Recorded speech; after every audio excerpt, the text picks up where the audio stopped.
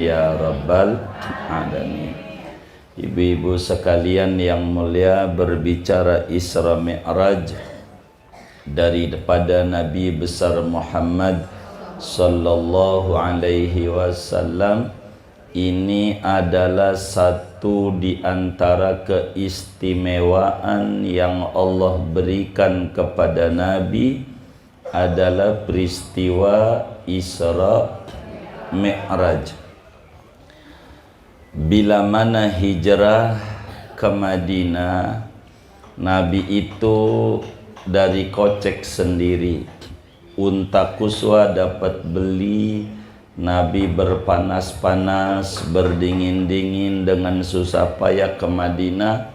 Namun Isra Mi'raj tidak. Segalanya dipersiapkan oleh Allah.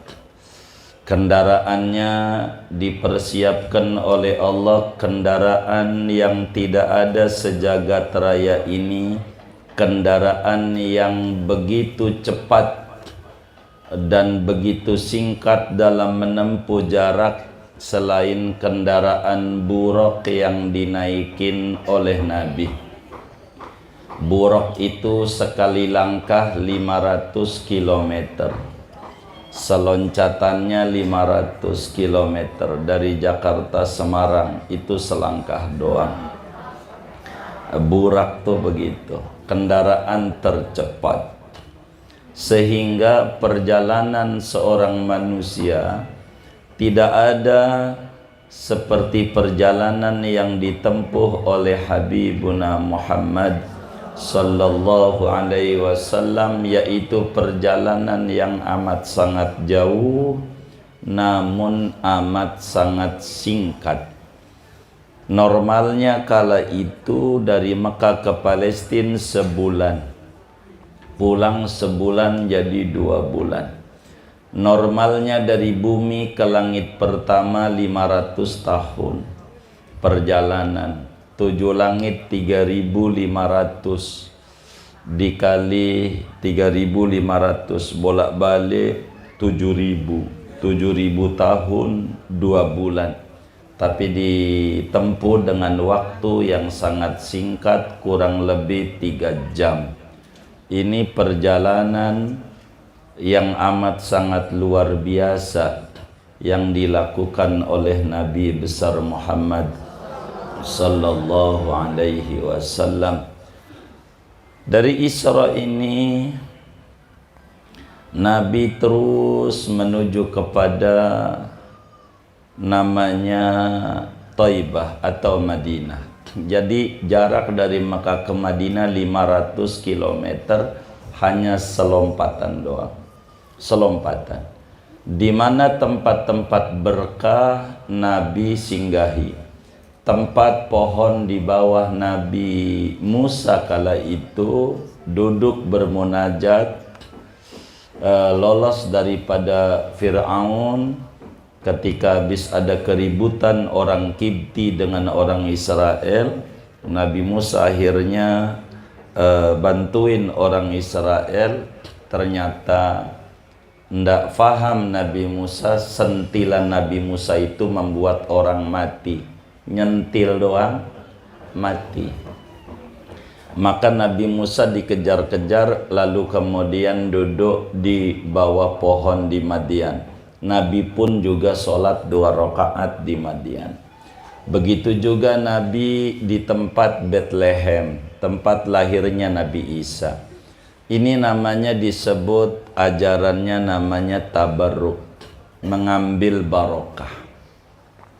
Jadi di mana tempat-tempat barokah selalu diinjak oleh Nabi untuk mendidik umatnya. Di mana tempat keberkahan harus diinjak oleh umatnya. Bila ada orang datang ke rumahnya orang soleh, lalu kemudian dia sholat, itu karena ngikuti Rasulullah sallallahu alaihi wasallam. Nabi Isa lahir di Bethlehem. Lalu Nabi juga di situ doa, sholat dan seterusnya. Ini namanya tabarruk, mengambil barakah. Kayak kita orang ziarah-ziarah ke orang soleh, itu namanya disebut tabarruk. Nabi naik ke langit pertama, mi'rajnya itu jumpa dengan Nabi Adam. Naik lagi langit kedua, jumpa dengan Nabi Isa. Nabi Isa jumpa juga dengan Nabi Yahya di langit kedua. Langit ketiga, Nabi jumpa dengan Nabi Yusuf alaihi salam. Langit keempat, Nabi jumpa dengan Nabi Idris alaihi salam. Langit kelima, jumpa dengan Nabi Harun alaihi salam. Langit keenam, jumpa dengan Nabi Musa. Langit ketujuh, Nabi jumpa dengan Nabi Ibrahim. Dari langit ketujuh ini masih jalan Nabi 3 lagi. Yang kedelapan namanya Sidratul Muntaha. Namanya Sidratul Muntaha. Di Sidratul Muntaha inilah malaikat Jibril selesai menemani Nabi. Artinya batasnya sampai situ. Dari sinilah ketahuan makomnya Rasulullah SAW itu melebihi seluruh makom makhluknya Allah. Dari Sidratul Muntaha Nabi masih naik lagi, namanya Mustawa. 9 tuh Mustawa. Mustawa ini di mana? Di luar langit. Sidratul Muntaha aja di atas langit, bukan di langit lagi, di luar langit. Begitu namanya Mustawa. Di Mustawa itu Nabi dengar apa saja yang Allah takdirkan di akhir zaman. Jadi sehingga kita sering dengar Nabi bersabda nanti akan datang satu zaman terjadi begini-begini. Itu karena Nabi dengar. Begitu. Terus kemudian dari situ Nabi ke-10 namanya di Hadhiratul Qudus. 10 tuh. Dari Hadhiratul Qudus inilah kemudian Rasulullah SAW memandang zat Allah. Memandang zat Allah di Hadhiratul Qudus. Jadi di langitnya itu 10 tahap. Sebagai isyarat Nabi bakal hijrah di Madinah 10 tahun. Nabi di Madinahnya isyarat 10 tahun. Yang menarik dari Isra Mi'raj ini begitu banyak. Tadi saya dengar juga kisahnya, sebagiannya dibacakan itu. Yang menarik adalah Nabi Musa. Nabi Musa ini, Nabi Musa waktu Nabi Isra, Nabi lihat Nabi Musa lagi sholat di kuburnya. Jadi orang-orang soleh itu di kubur tuh ada yang baca Quran, wali-wali itu. Begitu, ada yang lagi sholat, termasuk Nabi Musa. Jadi Nabi Musa itu di kubur lagi sholat. Nabi Musa. Tapi waktu Nabi naik ke langit ke-7, ke langit ke-6, ketemu lagi sama Nabi Musa. Padahal tadi waktu Isra Nabi ketemu juga Nabi Musa di bumi. Tapi waktu Mi'raj Nabi naik langit ke-6 ada juga Nabi Musa. Kok bisa? Namanya arwah mutasarrifah. Jadi roh-rohnya orang-orang soleh itu kalau sudah wafat itu bisa kesana kemari, bisa keliling rohnya orang soleh. Yang menarik, waktu Nabi Mi'raj tuh Nabi Musa masih hidup apa udah mati?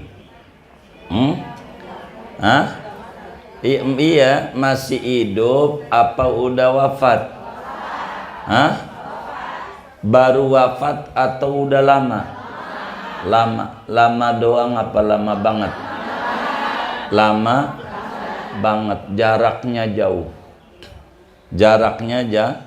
Jauh. Nah, ini yang udah wafat nih, usul ama Nabi. Ditanya Nabi, diwajibin apa sama Allah? Bilang sholat 50. Kata Nabi Musa, kebanyakan. Umatmu nggak kuat kalau sebanyak itu. Singkatnya akhirnya berubah menjadi 5 waktu.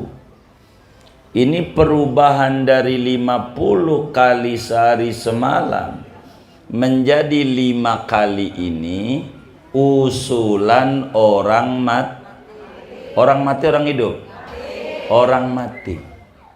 Jadi orang mati usul sama orang hidup. Nabi Musa tuh udah mati kapan tahun itu? Usul sama Nabi. Maka kemudian itu sholat yang kita kerjakan ini 5 kali sehari semalam nih, kalau mau jujur, berkat pertolongan orang yang sudah mati. Berkat pertolongan orang yang sudah mati. Jadi orang yang sudah mati tuh bisa nolongin orang hidup nggak? Ini yang bener nih. Orang udah mati tuh bisa nolongin orang yang hidup nggak? Bisa. Contohnya Nabi Musa udah mati kapan tahun itu, nolongin nih. Kita kerjakan sehari semalam 5 kali ini berkat pertolongan orang yang sudah mati. Jadi kalau orang soleh itu, saudara, biar udah wafat bisa nolongin, bisa nolongin. Quran bilang wala taqulu liman yuqtalu fi sabilillahi amwat. Dalam ayat yang lain wala tahsabannalladzina qutilu fi sabilillahi amwata. Kata Allah, wala taqulu, jangan Anda mengeluarkan statement orang mati syahid itu mati. Jangan kita melontarkan satu ungkapan bahwa orang mati syahid itu mati. Jangan. Bal ahya, dia hidup. Dalam ayat yang lain, jangan Anda punya perkiraan, jangan Anda punya pikiran. Jadi bukan statement doang, pikiran di otak kita bahwa orang mati syahid itu mati. Jangan, kata Quran. Orang mati syahid itu pangkatnya di bawah wali, di bawah nabi.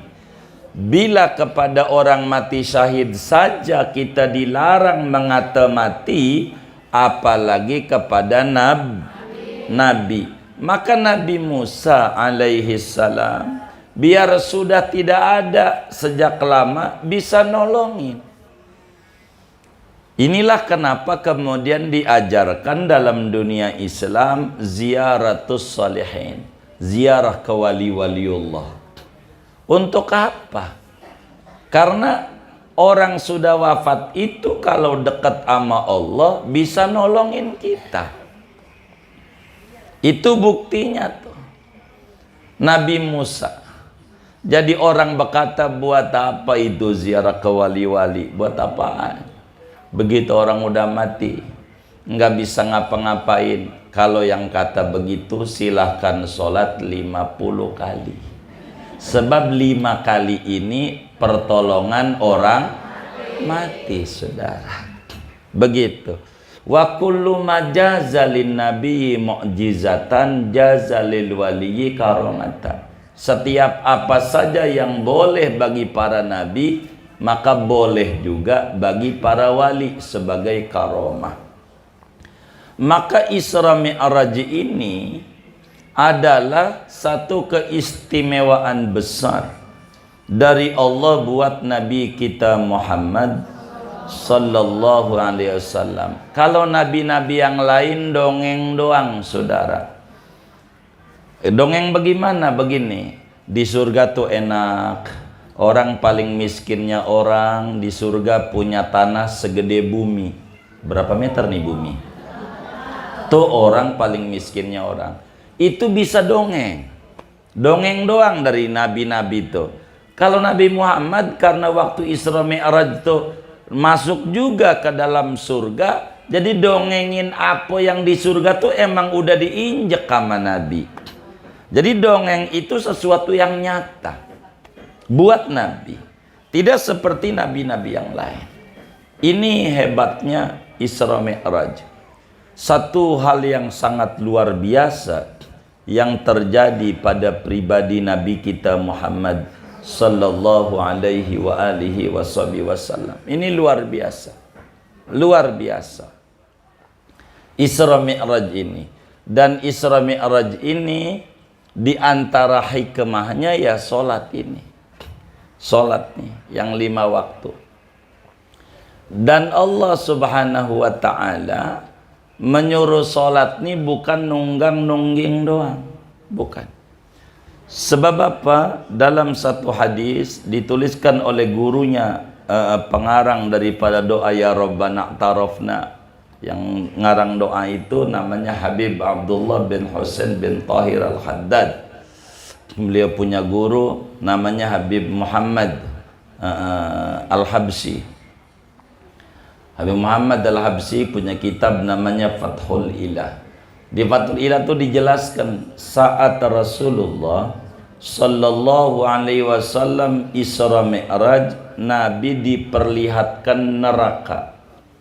Salah satu keistimewaannya Nabi diperlihatkan tentang neraka dan penghuni-penghuninya.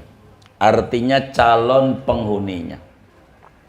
Jadi gambaran Isra Mi'raj ini namanya trailer, iklan, begitu. Jadi belum ada, begitu. Tapi gambarannya sudah ada. Kayak orang bikin film, gambar dulu, tapi lagi dibuat filmnya. Itu begitu. Maka kemudian waktu Nabi ngelihat neraka, kata Nabi, fara'aitu aksara ahlihal fuqara. Saya melihat penghuni neraka itu ternyata 90% lebih orang-orang miskin. Jadi penghuni neraka itu kata Nabi, fara'aitu aksara ahlihal fuqara. Aku lihat mayoritas penghuni neraka itu orang-orang miskin. Ini ada yang miskin gak? Ahli neraka. Kata Nabi, orang miskin itu ahli neraka. Lalu sahabat nanya, tuh miskin harta Nabi? Bukan, kata Nabi.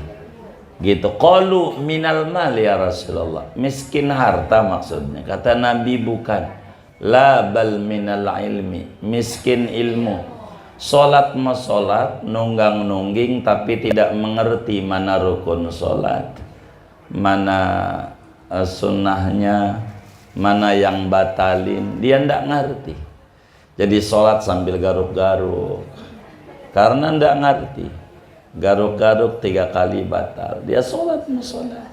Jadi banyak solat masolat, tapi garuk-garuk. Dan ini banyak. Jadi sehingga solat ini Nabi tekan sama kita. Kata Nabi, sallu kama ra'aitumuni usalli. Solatlah Anda seperti Anda lihat aku solat. Jadi kudu solatnya mengikuti tuntunan. Ndak boleh kita asal sholat doang. Maka inilah diantara hikmah daripada Isra dan Mi'raj itu adalah kewajiban 5 waktu ini harus benar-benar kita belajar tentang aturan-aturan sholat.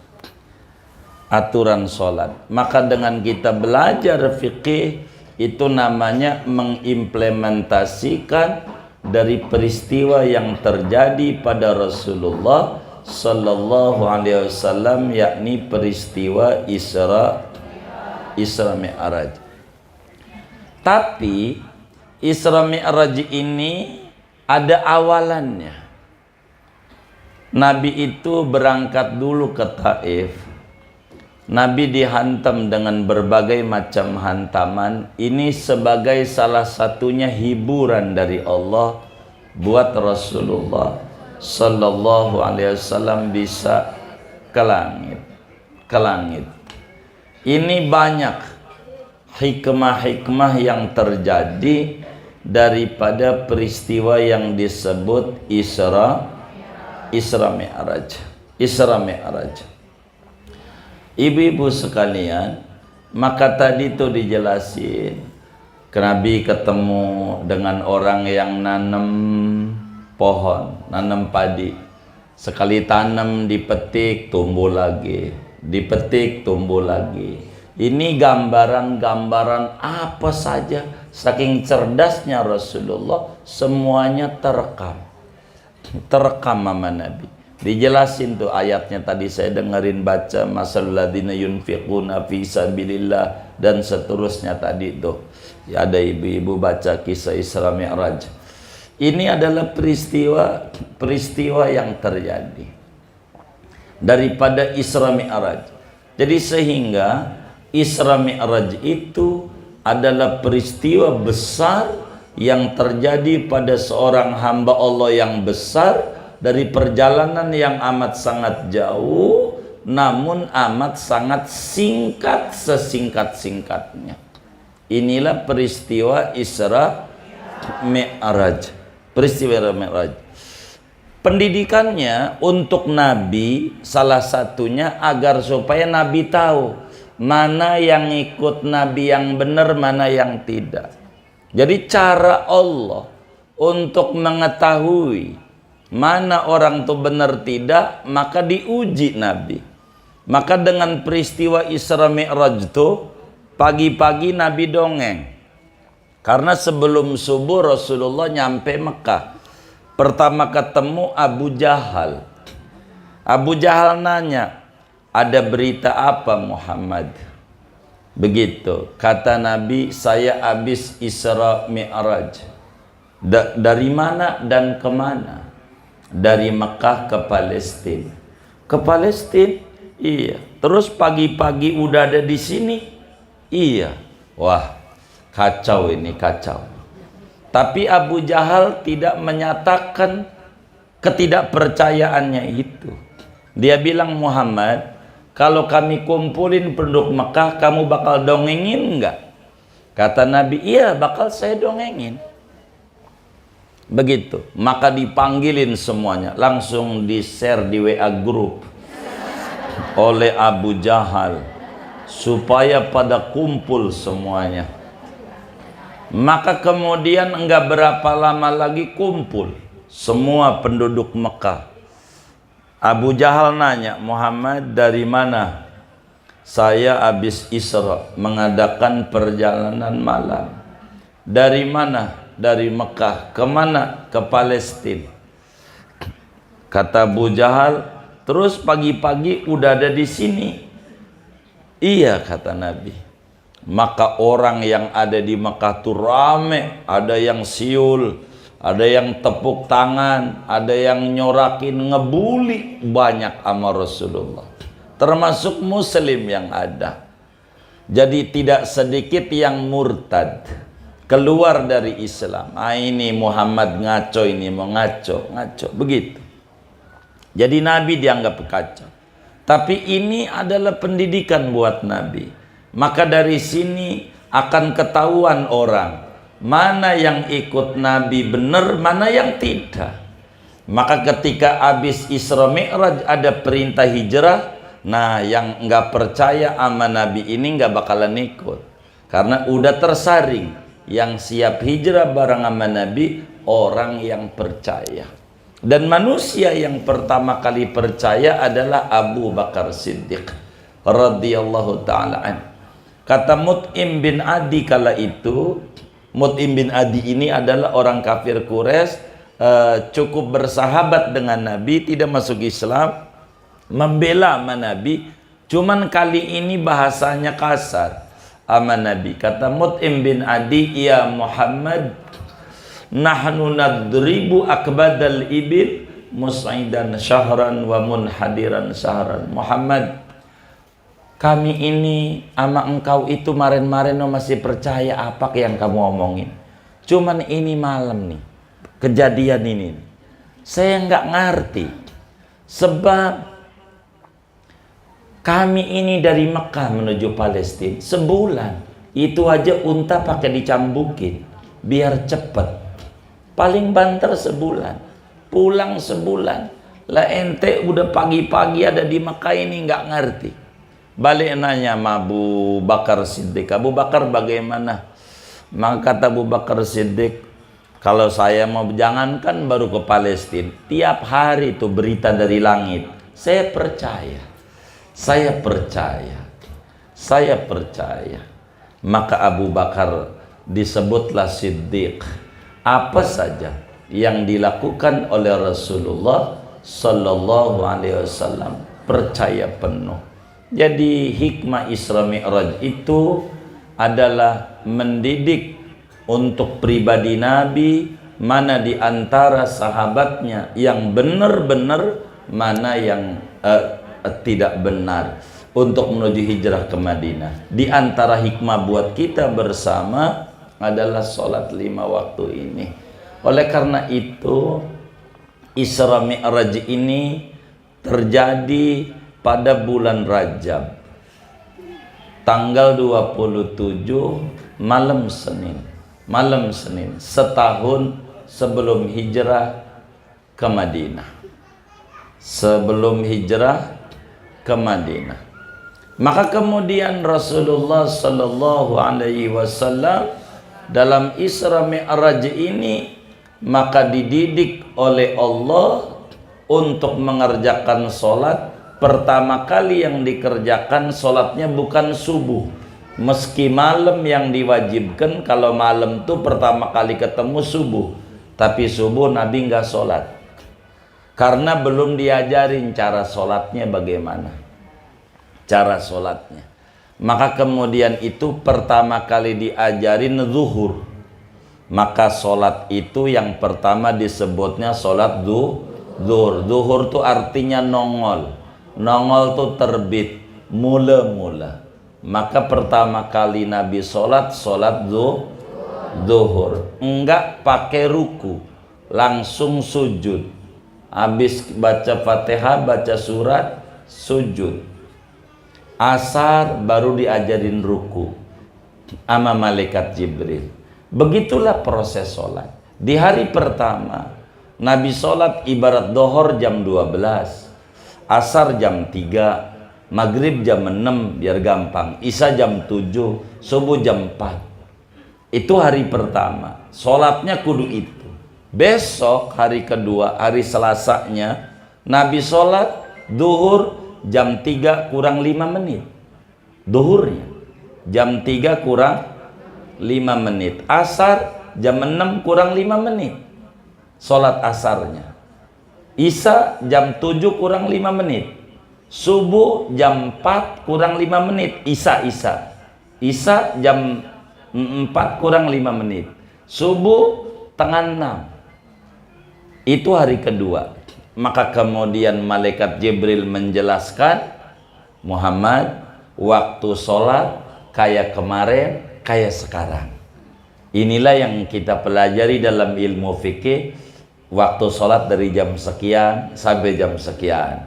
Dohor, asar dari jam sekian sampai jam sekian. Ini dari waktu yang diajarkan oleh malaikat Jibril kepada Nabi besar Muhammad sallallahu alaihi wa alihi wa sahbihi wasallam. Jadi Isra Mi'raj ini di antara hikmah buat Nabi sebagai hiburan daripada apa yang menimpa Nabi di Taif.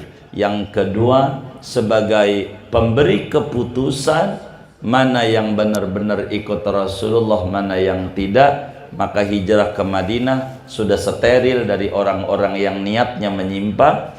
Dan buat kita bersama ada namanya sholat 5 waktu. Maka bagi kita bersama harus berupaya sholat 5 waktu ini harus dijaga betul. Sebab ini bukan oleh-oleh, tapi adalah amanat Allah yang diberikan langsung kepada Nabi untuk kita bersama. Maka sholat itu adalah ngecas hati dengan Allah. Cara kita berkomunikasi dengan Allah adalah di sholat ini. Maka bagi kita Untuk menuju kesempurnaan peristiwa Isra Mi'raj harus benar-benar belajar tentang sholat. Berikut perangkatnya. Maka wajar bila ulama-ulama kita nanemin bagaimana cara wudhu, bagaimana cara mandi. Semua ini tujuannya sholat. Bagaimana batal sholat, bagaimana rukun sholat. Supaya sholat kita ini menapaki apa yang diajarkan oleh Nabi besar Muhammad sallallahu alaihi wa alihi wa sahbihi wasallam. Maka sholat 5 waktu ini adalah sesuatu yang amat sangat luar biasa. Al-Quran menyebutkan aqimis sholat. Aqimis sholat itu kerjakan sholat dengan benar. Jadi bukan sekedar nunggang-nungging doang. Ibu-ibu ini bagaimana si bawahannya ini harus sampai bawah, jangan sampai waktu sujud, waktu sujud kakinya kelihatan, itu berimbas sholatnya menjadi tidak sah karena auratnya kelihatan. Ini yang harus kita belajar betul daripada Isra Mi'raj ini, belajar tentang sholat, mana rukunnya, bagaimana cara mengerjakannya. Ini yang paling pokok buat kita bersama daripada peristiwa amanat langsung yang Allah berikan kepada kita bersama.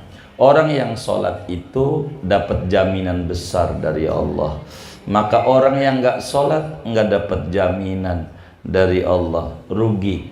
Oleh karena itu kita harus jaga betul tentang sholat 5 waktu ini. Mudah-mudahan kita, anak keturunan kita sampai meninggal dunia tidak meninggalkan sholat. Amin ya rabbal alamin.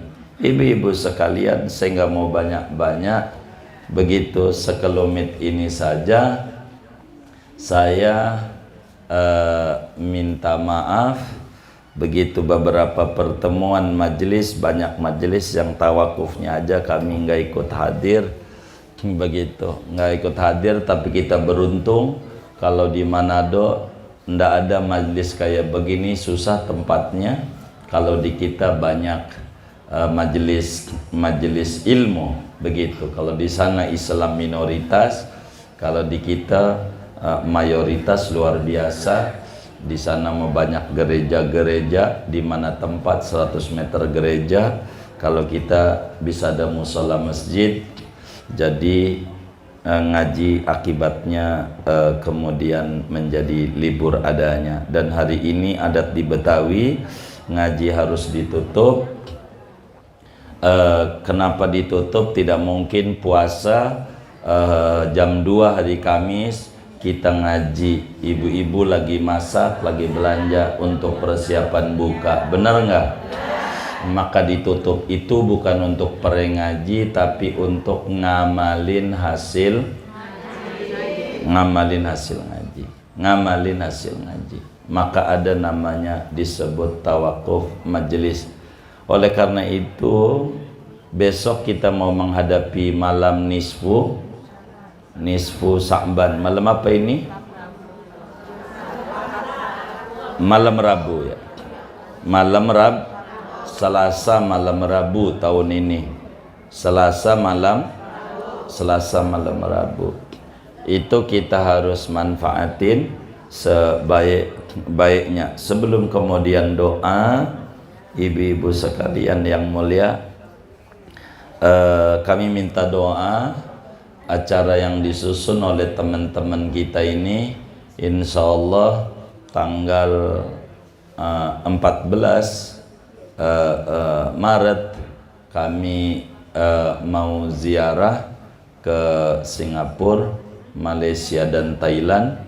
Begitu ziarah ke Melaka, ke gurunya Sunan Bonang, gurunya Sunan Giri, ziarah ke gurunya pengarang Riyadul Badi'ah, yaitu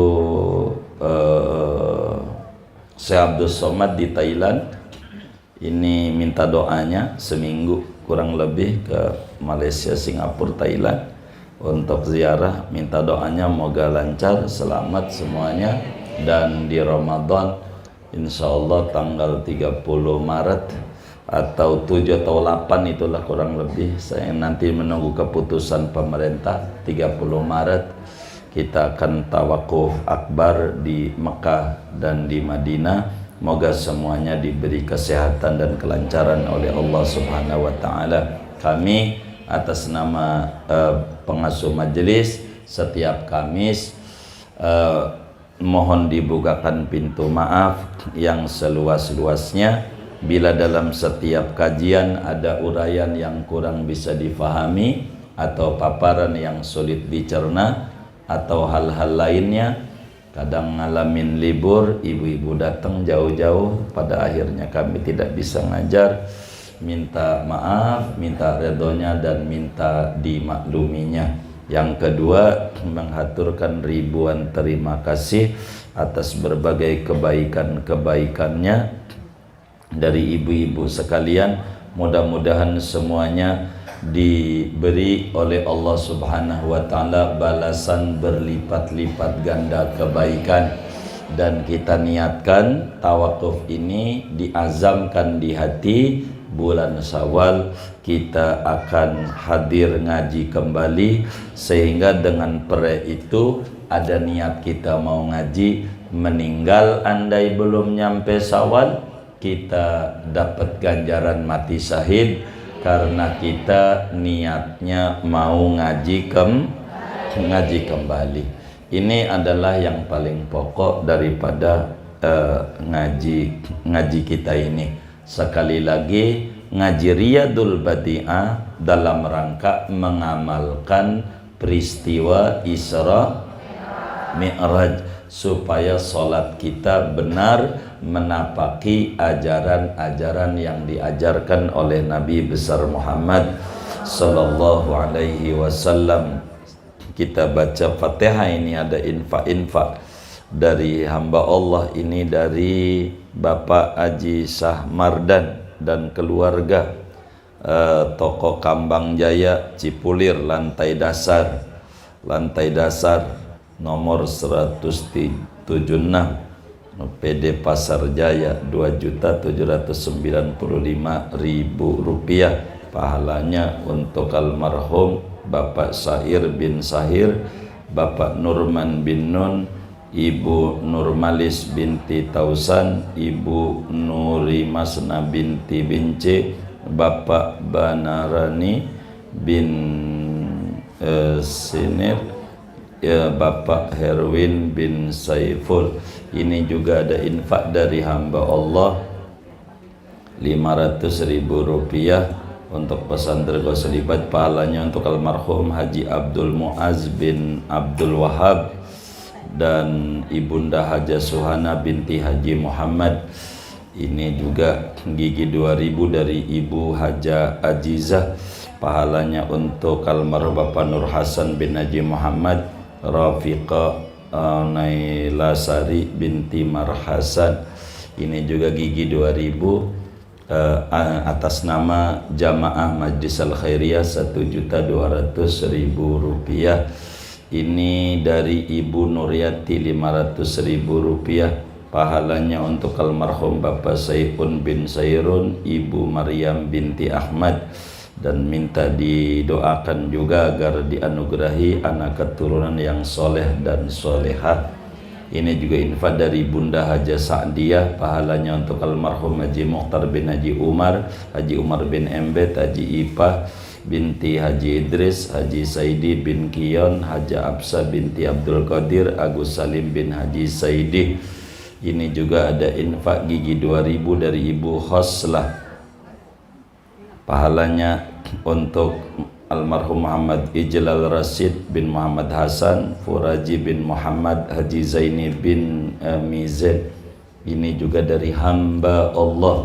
Pahalanya untuk almarhum Bapak Tukimin bin Sawal, Mayan binti Mursid, Ita Puspitasari binti Dausin, Haryanto bin Dausin, Abu Nasir bin Kadim, Siti Mubaidah binti Adam. Ini dari hamba Allah, pahalanya untuk almarhum Bapak Sangka bin Sarga, Bapak Usman bin Kasian, Ibu Sabenah binti Adul, Ibu Sukanah binti Sunawiri. Ini juga dari Ibu Marsiah, pahalanya untuk almarhum Bapak Damiri Zainal Muttaqin bin Haji Masir, Haji Masir bin Haji Kion, Haji Said bin Haji Sayun, Ibu Jainah binti Haji Ngkek, Abdul Khalid bin Haji Said, Zaini bin Haji Said. Ini dari Ibu Ratna Ningsih, pahalanya untuk almarhum Bapak Ahmad bin Adai, Bapak Arkali bin Askilan, Ibu Jatem binti Aming, Ibu Minem binti Rajilid. Ini dari Ibu Haja Eeng Tasikmalaya, pahalanya untuk almarhum Haji Ikoh bin Aceh, Haji Abdul Qahar bin Odah, Haji Atang bin Opo. Kita baca Fatihah untuk para dermawan-dermawan ini, mudah-mudahan infaknya diterima oleh Allah, diganti berlipat-lipat ganda, diberikan rezeki yang luas, yang halal, yang barakah, dilancarkan usaha-usaha dan ikhtiarnya, diberikan kesehatan dohir dan batinnya, diri dan keluarganya dan anak keturunannya menjadi hamba-hamba Allah yang soleh dan solehah, disampaikan ganjaran pahalanya kepada almarhum almarhumah yang beliau niatkan kubur mereka menjadi raudhah min riyadil jannah. Allah muliakan di alam barzakhnya, Allah senengin di alam barzakhnya, Allah limpahkan ampunan, rahmat, keridhaan di alam barzakhnya. Bitilkan niat wa da'awat. Al-Fatihah.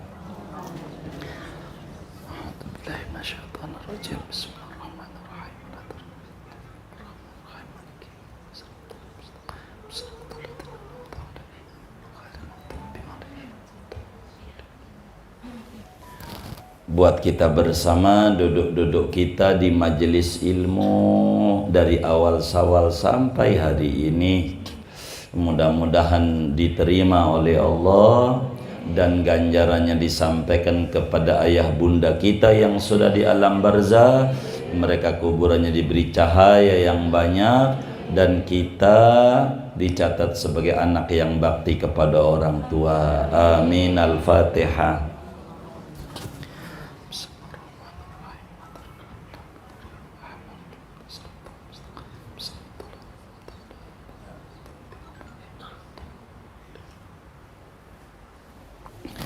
Kemudian kita baca Fatihah, ini ada yang ngasih buah-buahan, saya tahu itu ada yang ngasih minuman aqua. Banyak hamba-hamba Allah ini demi ngaji ini, ada banyak yang baik-baik, semuanya ada yang bikin makanan, saya tahu itu. Mudah-mudahan semuanya menjadi catatan kebaikan yang besar di mata Allah, diberi rezeki yang luas, yang halal, yang barakah. Amin. Al-Fatihah.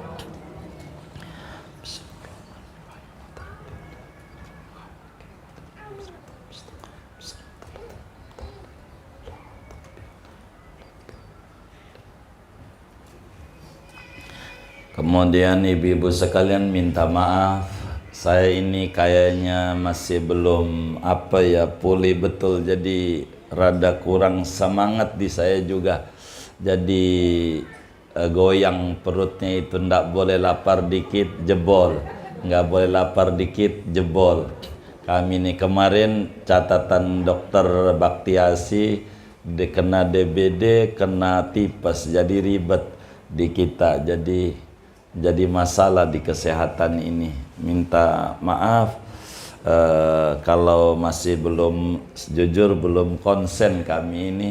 Minta maaf dan minta maaf. Terakhir kita baca Fatihah buat semua yang bantu acara hari ini.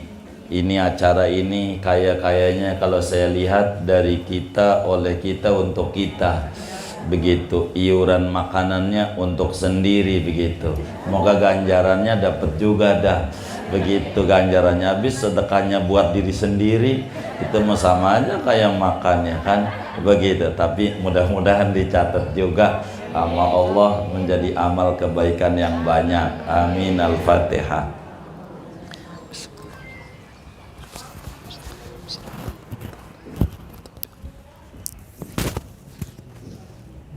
Kami berpesan di Sa'ban ini karena banyak yang WA kepada kami tidak dijawab dari awal-awal Sa'ban, minta aurat Sa'ban, dan kami sudah bagikan itu aurat kaum salihin.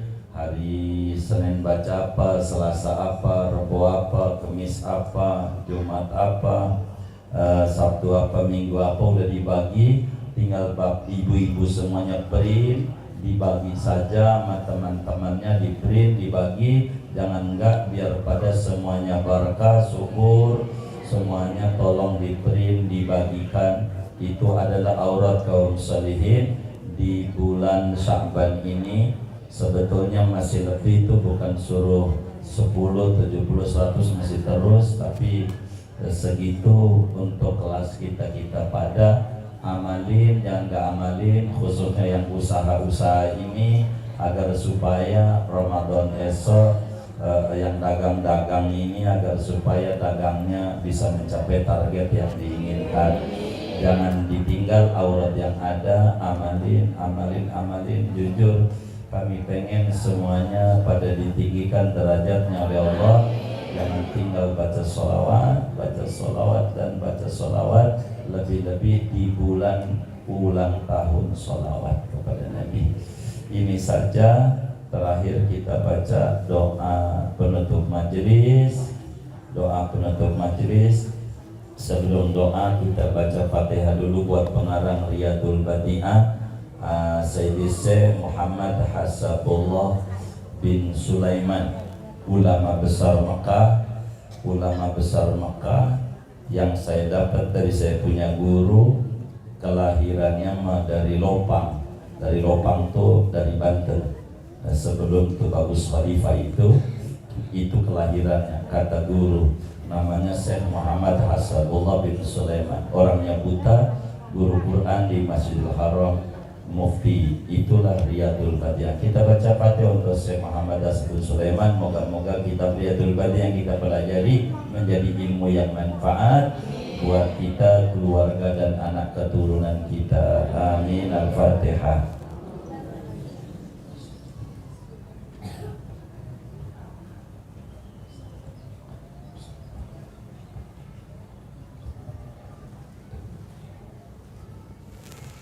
Kemudian juga sebelum doa, mumpung ingat kami ini dengan peresmian pesantren itu tempo hari yang dihadiri oleh, ditandatangani oleh dua gubernur Jakarta dan gubernur Banten, itu nampaknya secara umum itu dianggapnya karena udah resmi. Kala itu dianggapnya udah resmi, ya sudah, maka rada kesulitan. Padahal dari peresmian itu ngejar Pak Wahidin kala itu besoknya sudah ke gubernur lagi, sehingga masih kurang waktu itu angka 800 jutaan untuk ngerapiin pesantrennya. Dananya berkurang, giginya dianggapnya oleh semua teman-teman majlis secara umum, dianggapnya udah peresmian berarti udah resmi. Padahal keinginan kawan-kawan kita begitu.